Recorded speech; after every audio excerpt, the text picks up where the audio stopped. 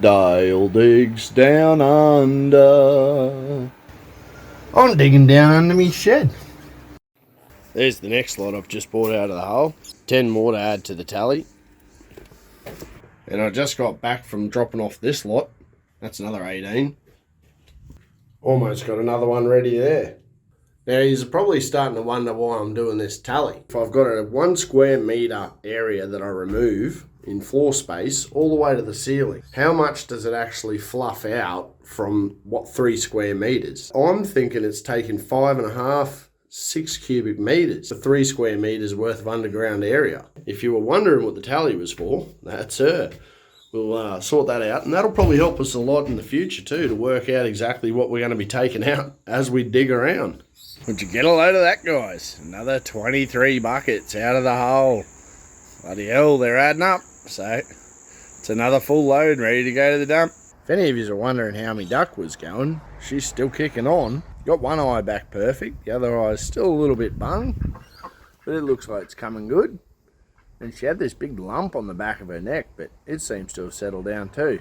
Oh, I've got to take this little bottom bit out, another 200. Soon we'll know exactly what a metre takes, and then I can just measure from there to where I've got to get to. And we'll have some type of reasonably close guess of how many buckets it's going to take to do all that. How many loads in the van.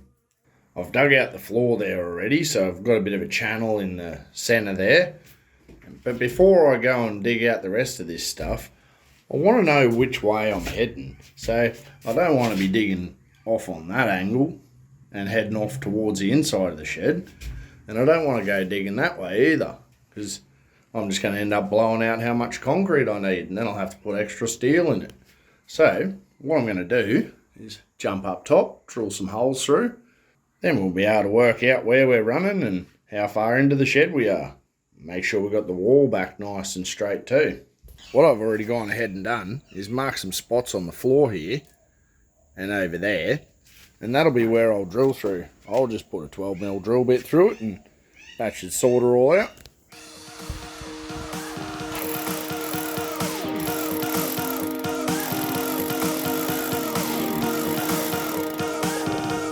I'm going to try and drill it as vertical as possible.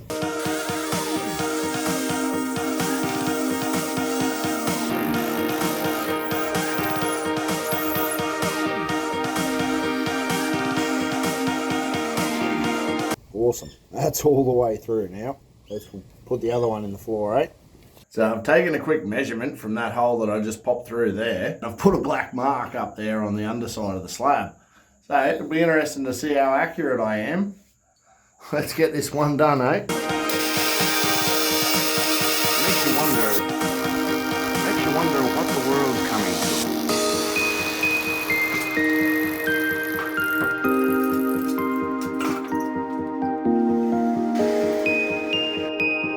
Now I've got them two drilled. Jump downstairs and I'll show you what we're going to do to work out exactly where vertical is. We'll be using this little thing here. There's our string hung down. Got to get hold of this little bit here. I should have put more through. I have to get the ladder.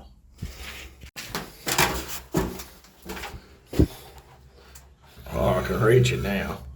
Beautiful. Pull it all the way through until it's up where you're working. Let some of the spins come out of it. And then you're going to reattach your plumb bob.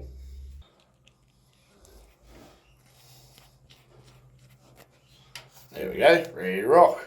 Settle it down so it's not going all over the bloody place. Then once you've done that, ease it down. So now we've got the plumb bob hung, and we can see exactly where 200 mils is. Now we take some measurements up the side of this wall and check out how we're tracking. I've run the tape up here and I've come up with the measurements. So it turns out I've overdug the whole bloody thing by quite a bit in some places. But right down the bottom there, right where the bloody plumb bob is, that's bang on 200. So I'll bring that plumb bob down the other hole and we'll put a mark on the concrete here.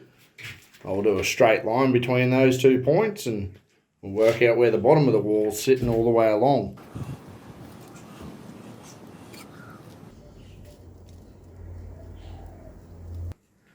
So I chucked a bit of paint on the ground, and that's our alignment there. And I can check that anytime I want with the old plumb bob.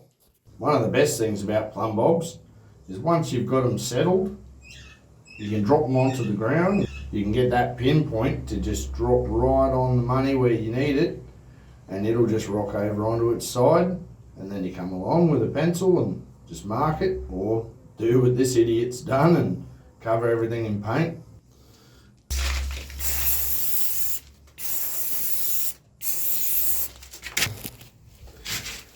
This back part is 330 at the bottom, 320, 330, 355, back to 320. So that one there's got to be about 350, so there's not much I've got to shave off that. And I just got to make sure I start coming in a bit more and not taking the belly out of this so much.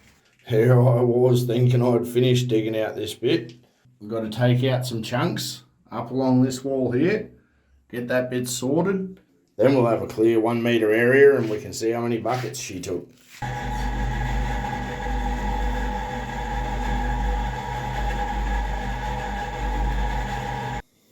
I'd like to say a big thanks to Adam Torian for helping us out with donation through Patreon.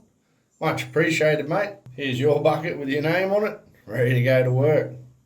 I've also got to say a real big thanks to the boss lady for all the support that she's given us with doing this, and not just packing up her stuff and walking out, you know. So thank you very much. Well, let's get some dirt trimmed off this wall, and get it all cleaned up. Get another concrete slab in here and keep motoring forward in the right direction now too. I was reading the paper the other day, and they had this thing on the Canary Islands. Apparently, there's no bloody canaries on Canary Island. So, I thought that's a bit strange. And then they also said about the Virgin Islands. There's no canaries in the Virgin Islands either. Gotchas with that one.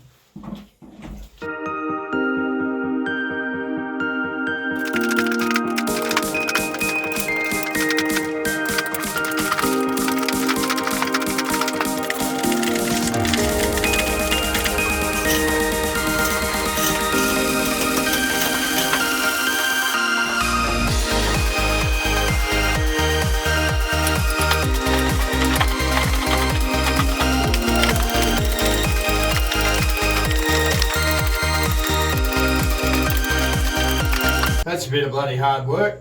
So, there you go, Adam. Filled it by hand for you, mate. Chipped away with the bloody little mattock. I'm going to do the rest of it with a bloody jackhammer. So I'm not having to work in this bloody slop the whole time. I'm just going to concentrate on this bit here, down to where the buckets are, and get that nice and flat and vertical. And then I'll put in that concrete floor, and I'll work down here on the concrete floor, because bloody hell, it sucks walking in this slop.